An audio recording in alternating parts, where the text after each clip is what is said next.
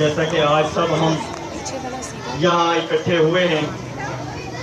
Burma کے مسلمانوں پر جو ظلم و ستم ہو رہا ہے، اس ظلم کے ہم پرزور مذمت کرتے ہیں،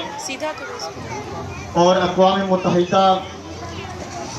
اور جو 35 اسلامی ممالک کی فوج کا اتحاد ہوا، ان سے ہم یہ مطالبہ کرنا چاہتے ہیں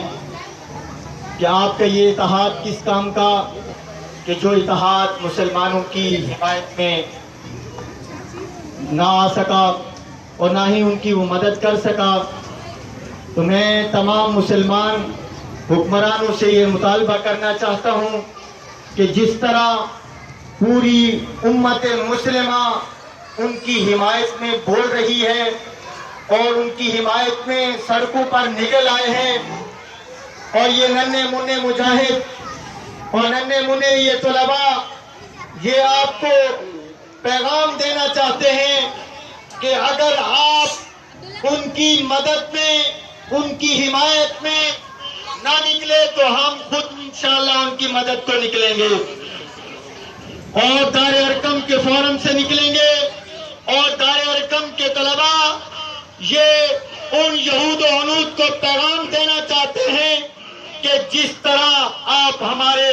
مسلمان بچوں پر، مسلمان بھائیوں پر ظلم کر رہے ہیں اور ان کو گاجر اور مولی کی طرح کاٹ رہے ہیں، تو ان کے ایک ایک خون کے قطرے کا بدلہ انشاءاللہ ہم لیں گے انشاءاللہ۔ تو میں یہ باور کرانا چاہتا ہوں ان انسانیت کے حقوق کی پاسدار تنظیموں کو کہ آپ کے وہ جذبات کہاں گئے کہ جو آپ کہتے ہیں کہ ہم کتے کے حقوق کی بات کرتے ہیں اور اس کا تحفظ کرنا جانتے ہیں۔ تو میں یہ کہنا چاہوں گا کہ کیا برما کے مسلمان انسان نہیں ہیں؟ کیا ان کا جرم ہے؟ ان کا جرم یہی ہے کہ وہ لا الہ الا اللہ محمد الرسول اللہ پڑھتے ہیں۔ تو میں